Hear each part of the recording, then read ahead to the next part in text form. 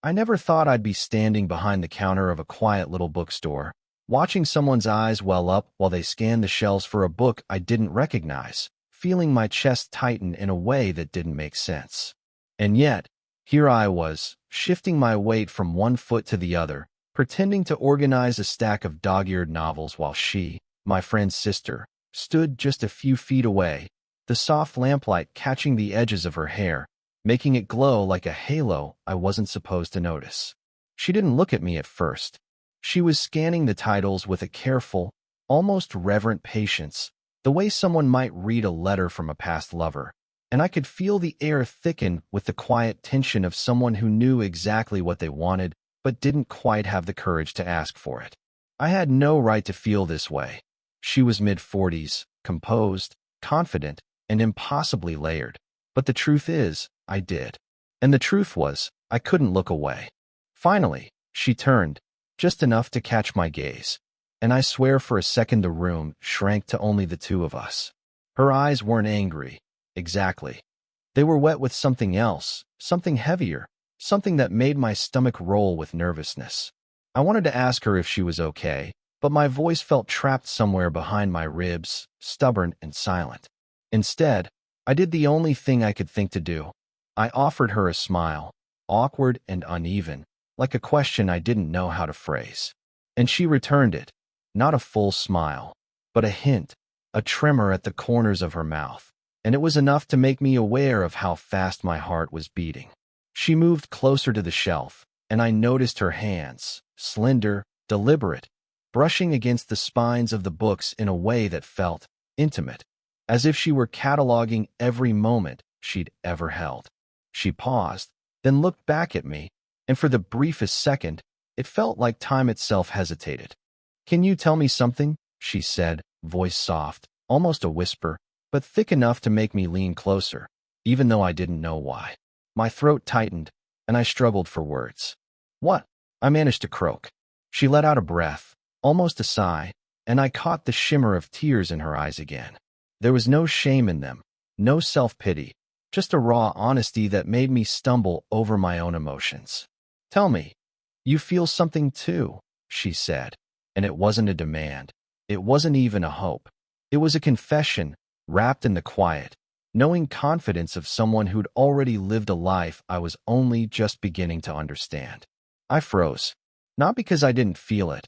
I did, but because the intensity of that small, unassuming request pinned me in place, and all I could do was nod slightly, pretending to busy myself with the stack of novels as my fingers trembled.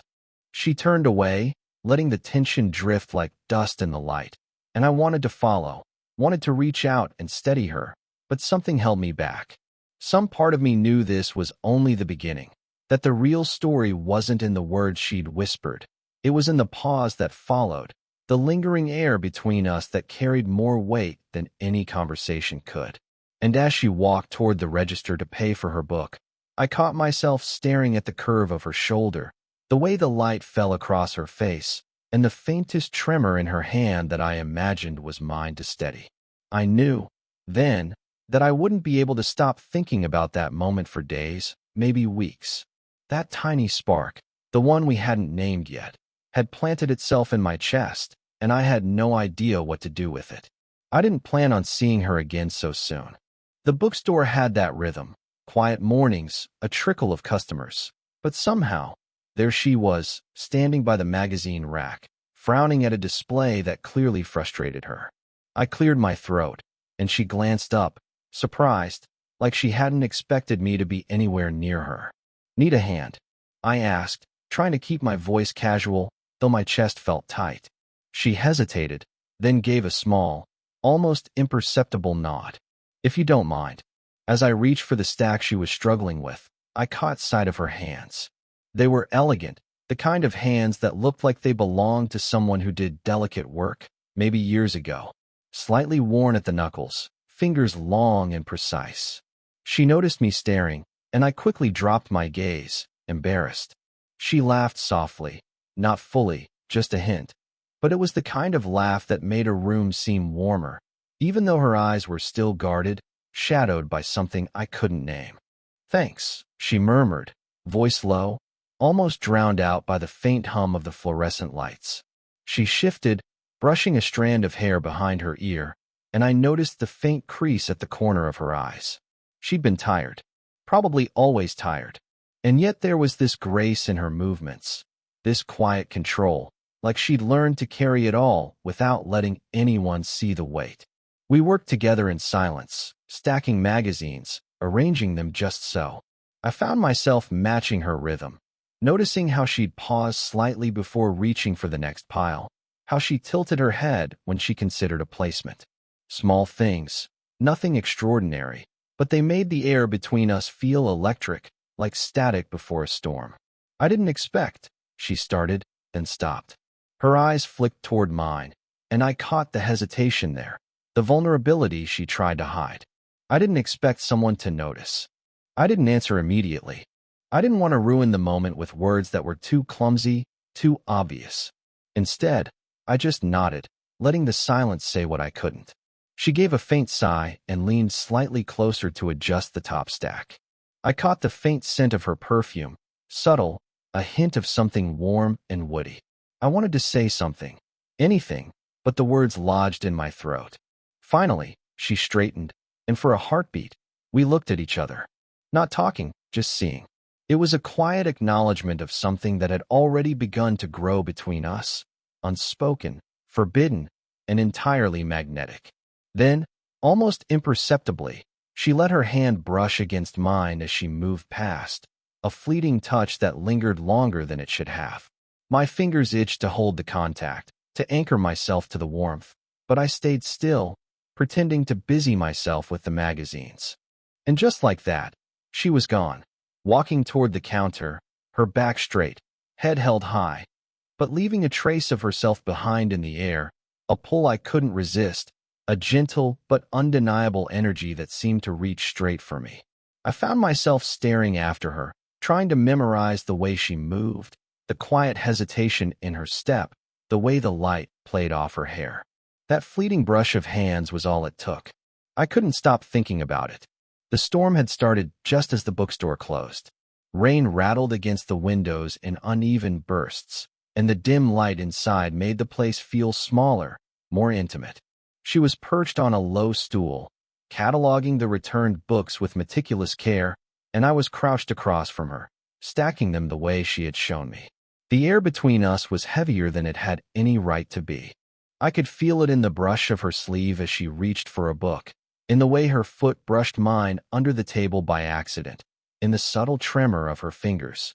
Each moment seemed to stretch, slow down, until even the sound of the rain felt like it had to wait for us to move. "Do you ever?" she started, then faltered. Her eyes met mine, hesitant, something unspoken behind them, and I realized she wasn't sure if she should finish. "Ever what?" I asked softly, leaning just a fraction closer. She bit her lip, shaking her head slightly. "Never mind."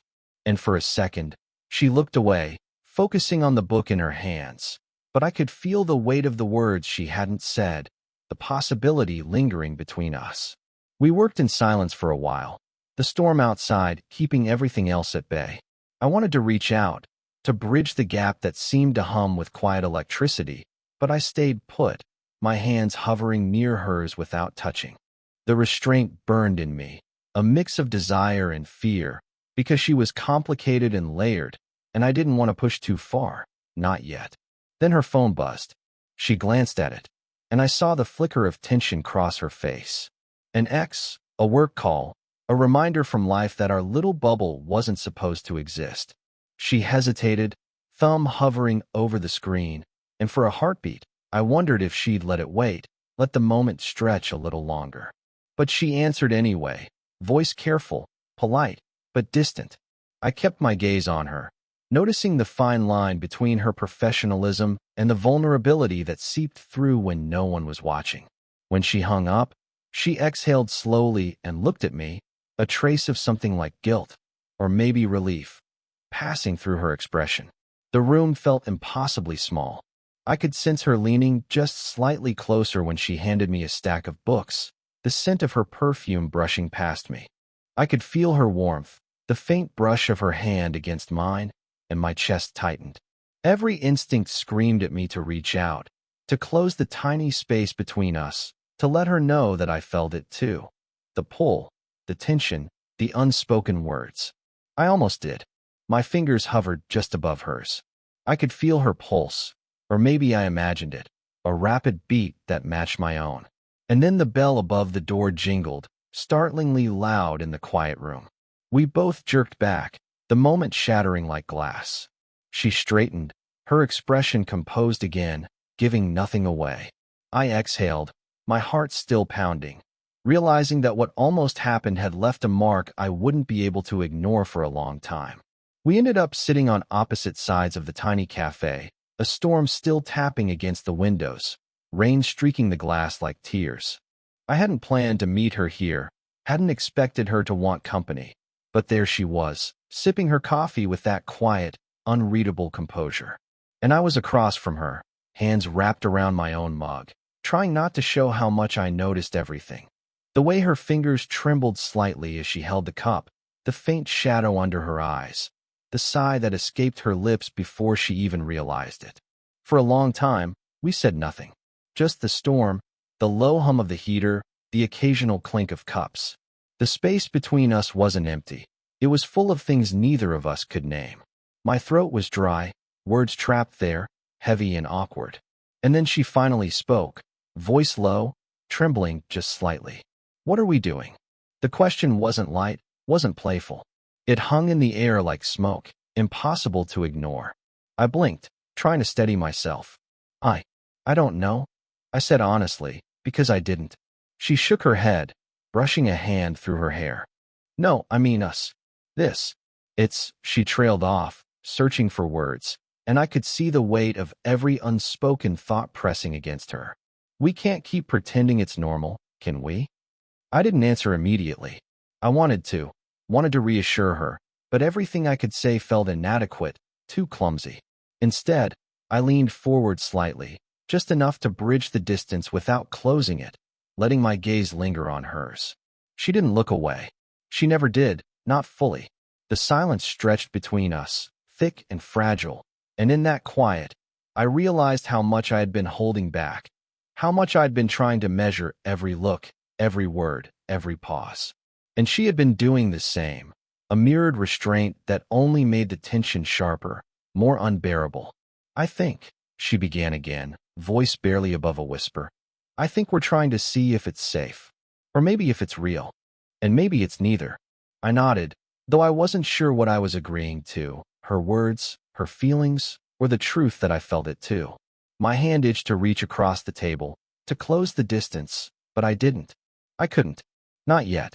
She stared at me for a long moment, eyes wide, vulnerable in a way she rarely allowed anyone to see. And in that gaze, I felt the raw weight of everything between us, the fear, the longing, the uncertainty.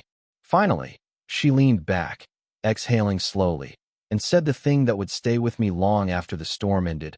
"I don't even know if I want this to be wrong, or if I'm too scared to find out." Her words hit me like a silent thunderclap, and for the first time, I understood that nothing between us would ever be the same again. I didn't expect her to invite me to her apartment that evening. The city had already dimmed under the early winter twilight, and the elevator ride up was quiet except for the soft hum of the cables. I tried to act casual, but every step toward her door felt heavier than the last. She opened the door before I could knock, and for a moment, I caught my breath. Her apartment smelled faintly of lavender and old books, warm but not cluttered. She gestured me inside with that quiet confidence she always carried, the kind that made it impossible to feel like I belonged entirely, but impossible to leave behind either. "I want to show you something," she said, almost hesitantly. Her voice lacked the usual composure, softening in a way that made me lean in without realizing it. She led me to a small shelf, tucked in the corner, and pulled out a framed photograph. I squinted, trying to make sense of it.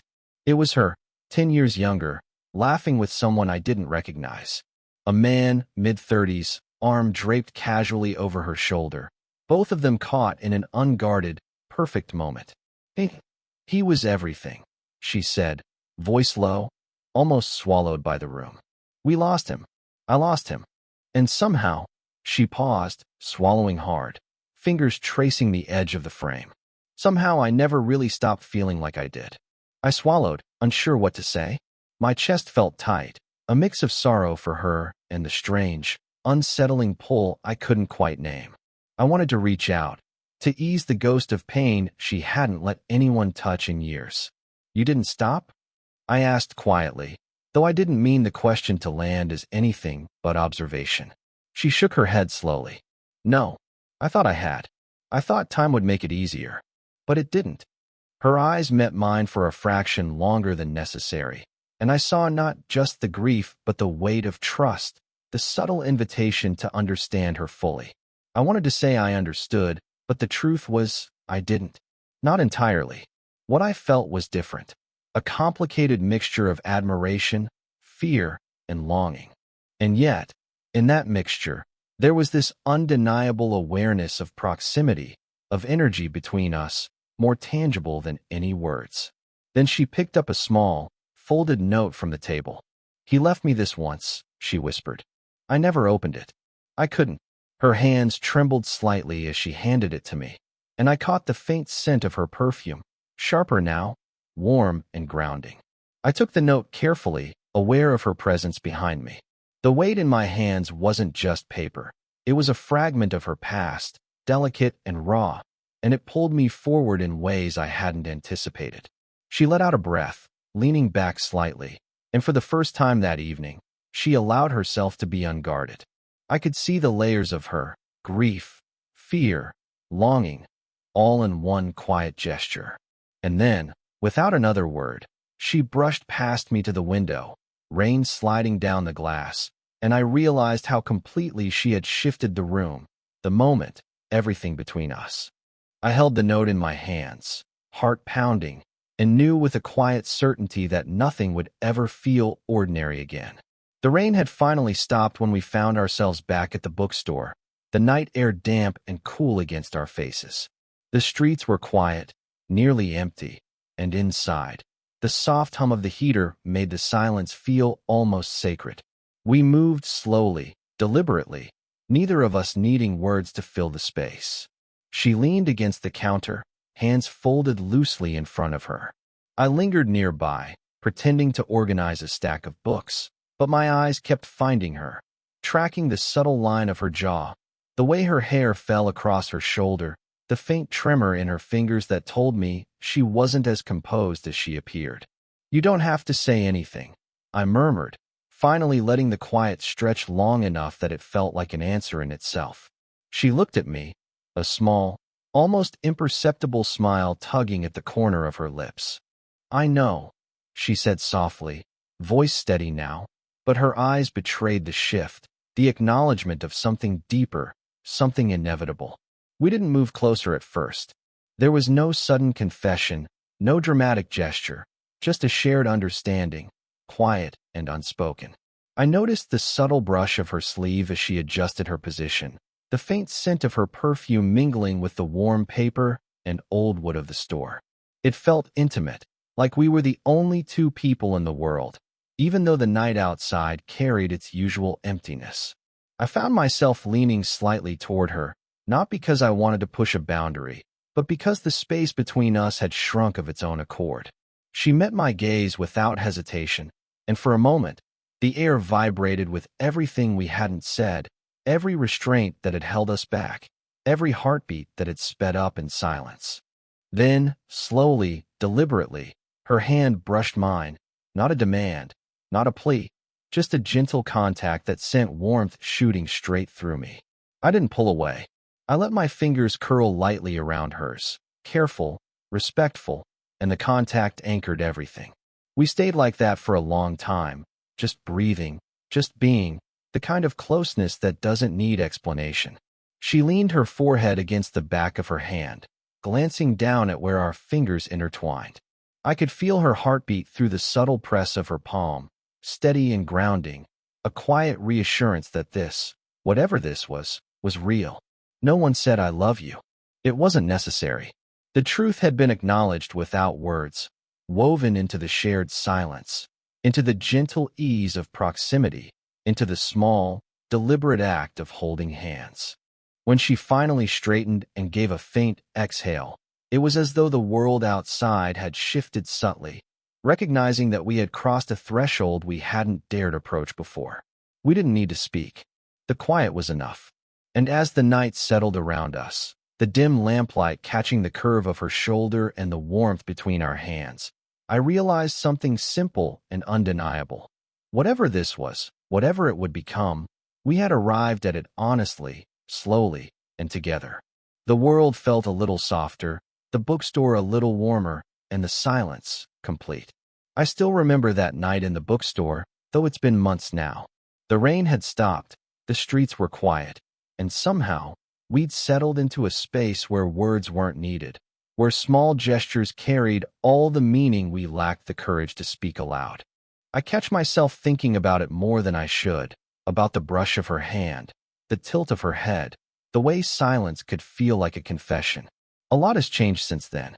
I notice things differently now, the patience it takes to see someone fully, the weight of a glance, the subtle ways a person can be tender without even trying. She has changed too, though in ways that aren't loud or dramatic.